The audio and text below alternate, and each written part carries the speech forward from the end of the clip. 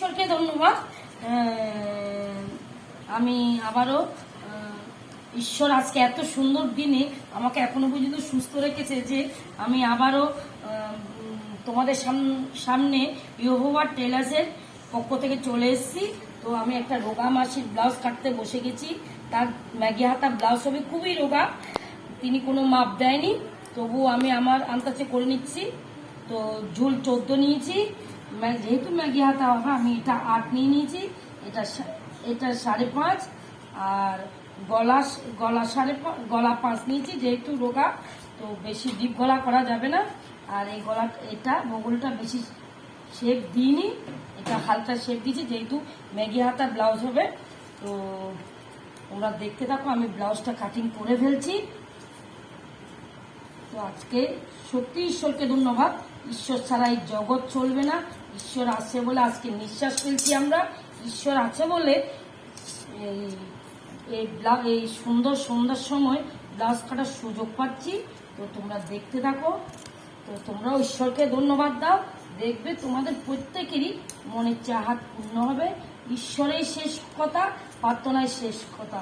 আমরা অনেকে এখনো ঈশ্বরকে জানি না, ঈশ্বর কি জিনিস। আমরা শুধু এই ভগবানকে ডাকি, কিন্তু ভগবানকে আমরা কেউ কোনোদিন দেখিনি, বা ঈশ্বরকে কেউ কোনোদিন দেখিনি, যিনি এই জগৎ সৃষ্টি করেছিল, যিনি উদ্ধারকর্তা, যিনি রক্ষাকর্তা। তো ঈশ্বরকে ধন্যবাদ। বারবার আমি একটাই কথা বলছি যে ঈশ্বরকে ধন্যবাদ। তোমরা আমার মতন ধন্যবাদ দাও, দেখবে গাছ তোমাদেরও জীবন খুব সুন্দর হবে। কেন এই জগতে ধন্যবাদ ছাড়া, দেওয়া ছাড়া আর প্রার্থনা করা ছাড়া আর কোনো উপায় নেই। প্রার্থনা করো আর ঈশ্বরকে ধন্যবাদ দাও, দেখবে সব কাজে সফল হয়ে যাবে। তো ঈশ্বরকে ধন্যবাদ। আমি কাটছি, কাটা কমপ্লিট হয়ে গেলে আমি তোমাদেরকে সেলাইটা দেখিয়ে দেবো। সেলাইটা করে তোমাদের কমপ্লিট দেখিয়ে দেবো। তোমরা দেখতে থাকো। কাটিং আস্তে আস্তে হয়ে যাচ্ছে। এই শেপ দেওয়া হয়ে গেল। ব্লাউজের যত শেপ দেব তত ব্লাউজের ফিটিংস ভালো হয়। আমি এটা 4.5 নিলাম, যেহেতু খুবই রোগা, আশা করি ওনার হয়ে যাবে। ওনার ব্লাউজ যদিও আমি কোনোদিন করিনি, তবু আমি হাতের আন্দাজে করে নিচ্ছি। তো আমি এখন পটল কাটবো। দেখো এইভাবে পটলটা মাপ নিয়ে নিলাম 7.5। তো এভাবে একাটায় নিলাম 3.5। আমার সেলাই নিয়ে সব মোটামুটি পড়ে যাবে। আমরা এভাবে পটলের মাপটা নিয়ে নিলাম, এভাবে শেপটা দিয়ে দিলাম। তোমরা আশা করি বুঝতে পারছো আমি কোনখান থেকে কি নিচ্ছি। এবার আমি কাটবো। এটা হচ্ছে যে আমি কি কাটলাম, এটা হচ্ছে পুরোটা কাটলাম। এবার বাটির উপরের পোর্শনটা কাটছি, তোমরা দেখতে থাকো।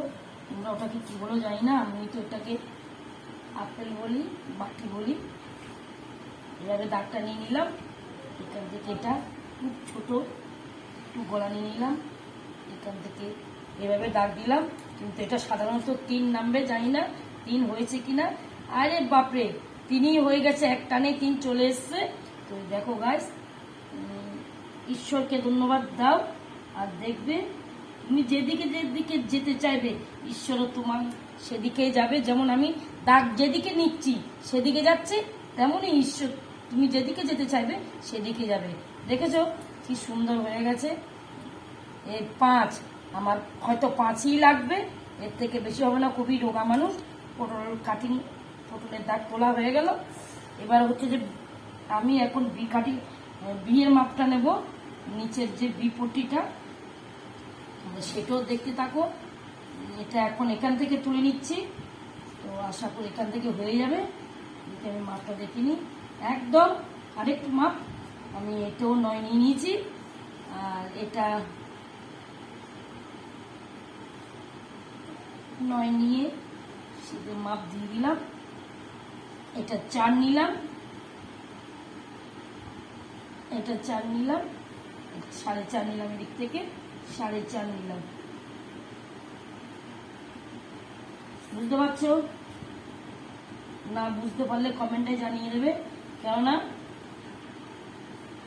সাধারণত মাপ দিয়ে ব্লাউজ কাটিং হয়, যেহেতু আমি ওনার মাপ পাইনি, আমাকে মাপ দেয়নি, আমাকে বলল কাপড় তুমি নিয়ে এসে কেটে করে দাও। উনি অনেকটা দূরে থাকে, মাপ দেয়নি, তাই আমি এই আন্দাজে করে নিয়েছি।